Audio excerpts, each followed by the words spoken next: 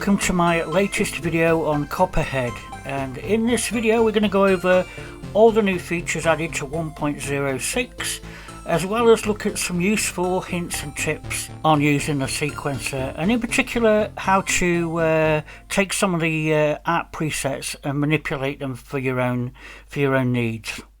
So the first thing that comes to mind is the fact that the string machine now includes a boost option. I know some of the generated sounds are sometimes slightly lower than the level of your standard square and sawtooth waves, which really cut through. So we've given you a boost now to try and match those outputs. Now, as you may or may not know, a lot of the parameters in Copperhead can be manipulated using CC data, and in the settings we've added a new MIDI CC control which we can toggle from full to basic. Now, in the default mode, full, we can control any parameters that we expose, and you can see all those exposed parameters if you look in the help file. Whereas on basic we only allow control over the modulation wheel and the hold pedal. So in this mode it prevents any stray CC controllers from affecting Copperhead if you don't want that.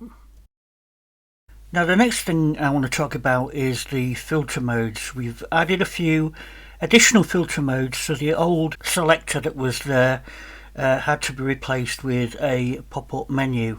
So if we tap on the mode select, you can see we've added an additional all-pass and resonator filter, and we've also added 4 new additional Moog type filters and a couple of Korg type filters, high and low pass. Now, these Moog and Korg filters are high quality filters and as such use more CPU load, so my suggestion is use them sparingly. Now, most of these new filters are self-explanatory, but the one I want to go over with you today is the resonator filter. It's very similar to a comb filter, but I wanted to give you a basic idea of how to use it. So if we start off from a basic initted patch, I'm going to attempt to build a guitar type plucking sound. But the first thing I'm going to do is head off to the effects and just disable the reverb so you can hear what's going on here. Now I'm going to set the cutoff and resonance to 0 and center the filter envelope. Now, as you'll see, the filter parameters work slightly different than a conventional filter, and so I'm going to select the resonator and I'm going to set the envelope to create a quick, sharp attack to simulate the onset of a guitar string. Now notice for this I'm setting the filter sustain level at 0. We want no attack, a little bit of decay, no sustain, slight bit of release. Now listen what happens when I increase the resonance.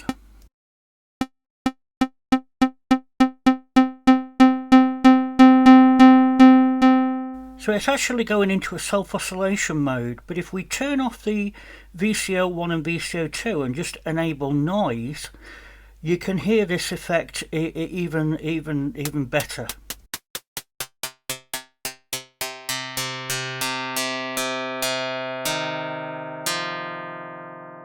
And if we mix in a little bit more of VCO1, it sounds even better.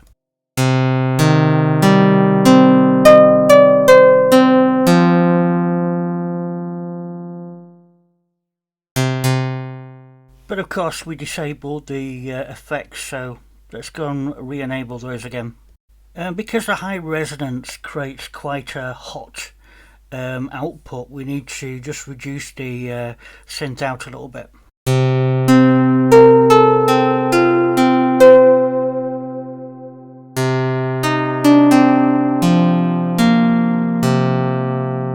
So of course if we faded in a little vibrato there from the LFOs, it would be quite nice.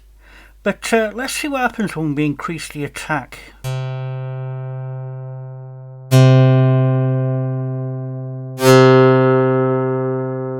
And increase the sustain.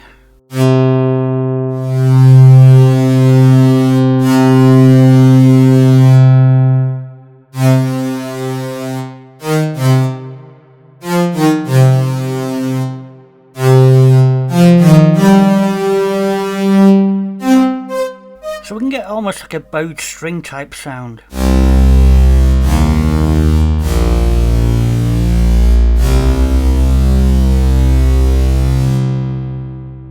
And if we sweep the cutoff all the way up,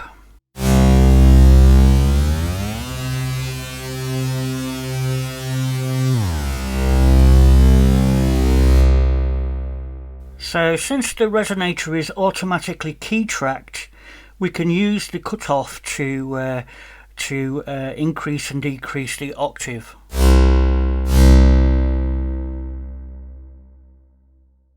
And by playing around with the envelope amount, you can kind of get sweep up and downs. It's a bit experimental that, but it can be used great for sound effects. So it's worth experimenting with that and just to see what you can come up with.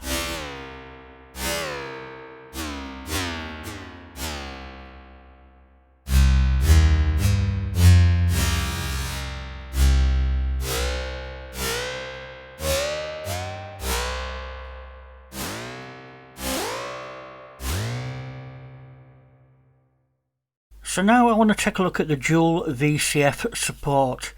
Now in previous versions we only had one voltage control filter, and now we've got two. So for the observant of you, you'll notice that the title on the filter window says VCF-A, and that's because we have two now. And if we tap this button in the top left corner, we toggle to VCF-B. Now since I still have the patch we developed for the resonator in memory, I'm going to select a low pass filter here. Now if I play anything now, you'll not hear the second filter in action because the routing is dictating that the sound goes straight through VCF-A and then out. So if we tap on the routing option, you notice we get four options to choose from. The first one sends the output of the synth through VCF-A. The second one sends the output through VCF-B. The third one sends the output through A first, then through B, and then to out. The fourth option sends the synth out through A and B, and then sums them together to send to the output. And the final option is a very special option that allows VCO1 to pass through VCF-A and VCO2 to pass through VCF-B. Also, the two LFOs work independently as well. So I need the third option if I want to pass the output of the resonator through a second filter, in this case the low pass filter. And that will give us some control over top end.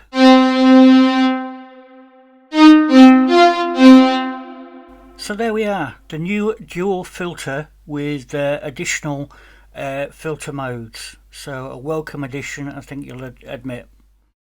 Now another new addition to 1.06 is the randomized patch creation, and this is really aimed at people that don't want to twiddle.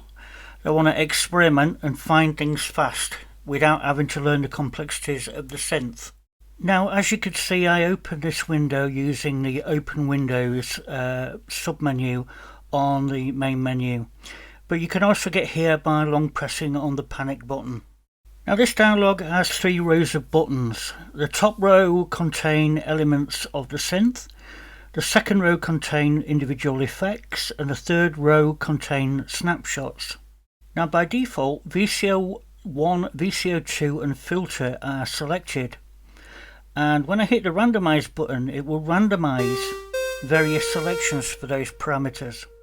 Now the great thing here is that you don't have to learn how to program the string machine or other elements within Copperhead. You're just randomizing, and the randomize function will do all the work. And what it'll do is 50% of the time it's going to come across something that is unusable, but another 50% of the time you're going to get something that you want to work with. So you notice that sounds quite interesting, and it's using the string machine. So it's had to program that string machine with various parameters. You didn't have to worry about what they were.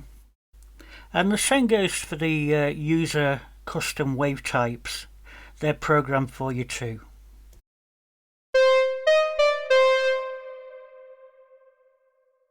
Now supposing I liked that tone, I can now select a bunch of effects and then randomize between those chosen effects. The chevron in the upper left corner of the button represents an enabled effect.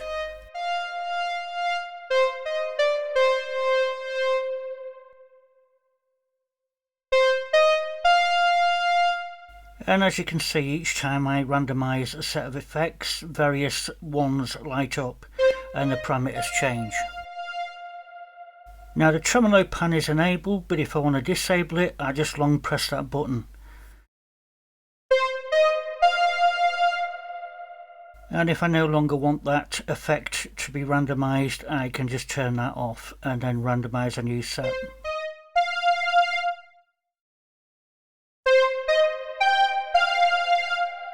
Now if you find a combination we like, we can long press on one of these snapshot buttons and carry on randomising. And again, if we find something we like, another alternative, we can long press the snapshot button, snapshot 2, and that snapshot is saved.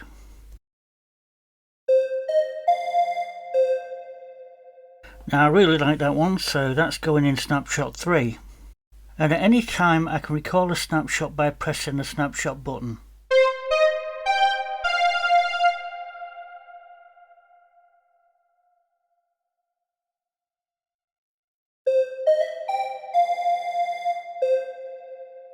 So there's plenty of other options here. You could choose to randomise other elements of the synth, but I think you get the idea. Now turning our attention to the sequencer, as you probably know, we've already had a randomise notes option, but we've never had a randomise controller option, but we do now. So what I'm going to do, I'm going to play this little sequence and then just show you how this works. So with the sequencer on latch and playing a single note, I'm going to head off to the sequencer menu, and right at the bottom we have a randomise controller option.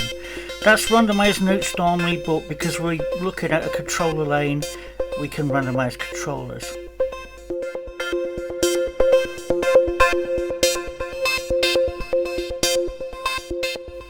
Now as you can see there, I enabled symmetrical and did a randomise, and you'll notice it's all symmetrical about the centre. And we can also alter the min and max values that are randomised here, and we can also alter the smoothness, which affects how big a jump from one controller position to another.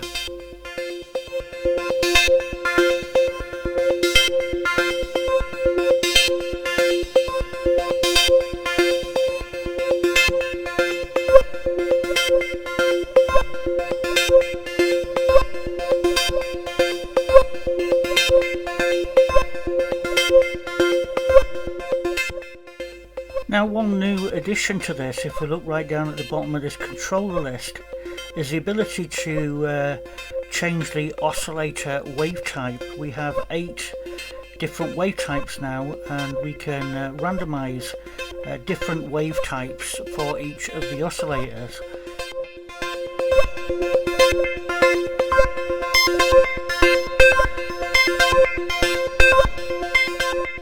So I suppose you can think of that as a poor man's wave cycling, but it works quite well. So I want to finish this video by looking at some tips and tricks regarding the sequencer and how to manipulate the ARPs a little bit better to suit whatever music you're creating. I have one of Spider's ARPs loaded here from his new sound bank.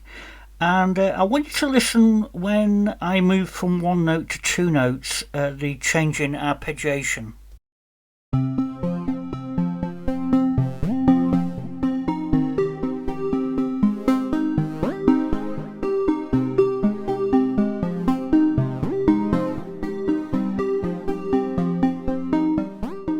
Now hopefully you notice when I move from one note to 2, we had a much greater range of notes.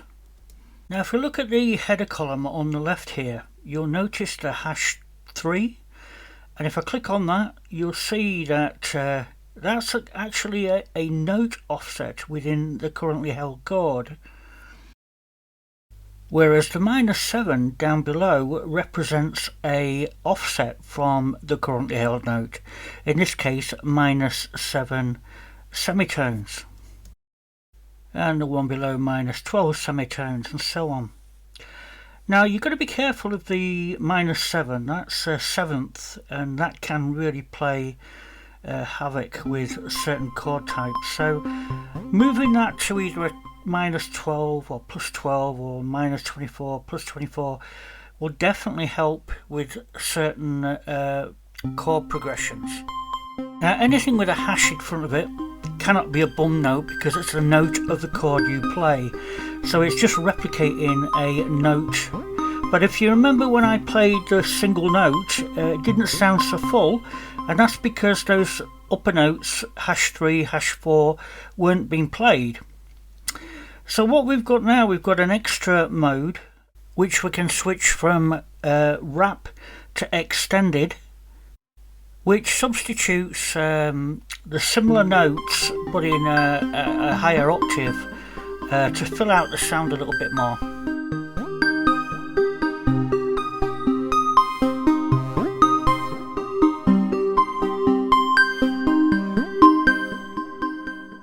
Of course, if you were to play a full 3-note chord, it would be it would sound as the creator intended. Now another thing to watch out for is, especially if you're mixing multiple arps together, is that the timing on the arps, the speed of the arp, are set correctly. Obviously some of these arps are set to 1/8 triplets, and you might need to change them to 1/8 to get them to sound right together. Now since this is a tricky one to get your head around, I'm going to go over a little example between chord notes and note offsets. So what we have here is a default patch.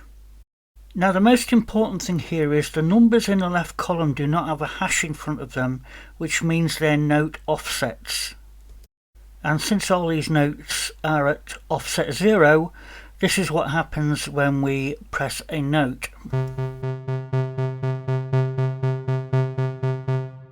Now if I press a chord, we're going to get an arp like this.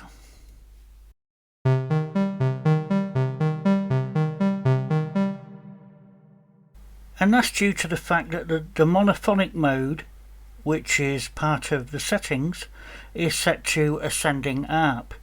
If we turn that off by toggling it to off,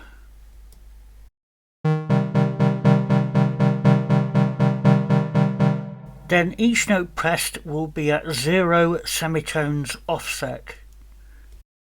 Now if I was to add an additional note at +7 in the first column,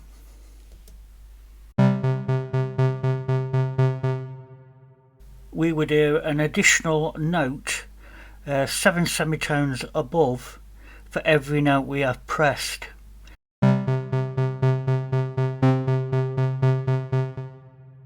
So there on the 9th beat of the arp we had an additional note an octave above anything we had pressed.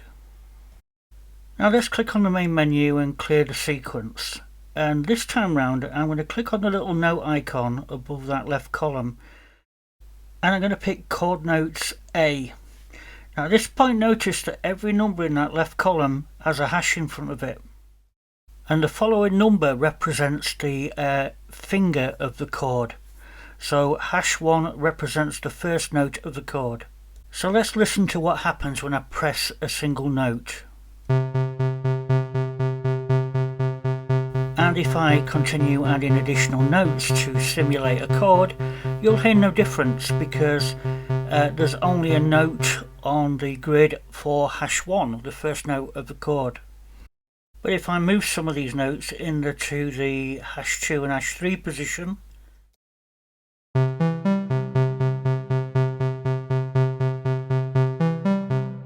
then we hear notes 2 and 3 of the chord.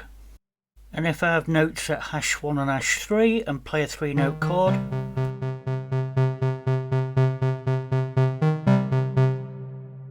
At beat 3 we hear notes 1 and 3 of the chord.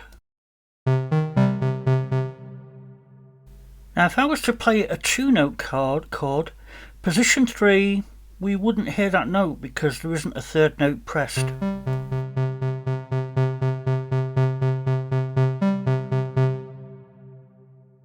But if we change chord index mode to extended, although we don't have a third note pressed, it creates one.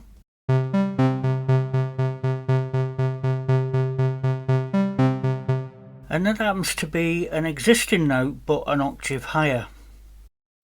Now since we're unlikely to want to create or play chords of more than say 4 or 5 notes, we can mix and match by long pressing on this header column the different types, the chord notes and note offsets. And this is what Spider's done and made use of in his ARP library. So if I lay a note in that -12 column, it will add an additional harmony an octave below at position 3.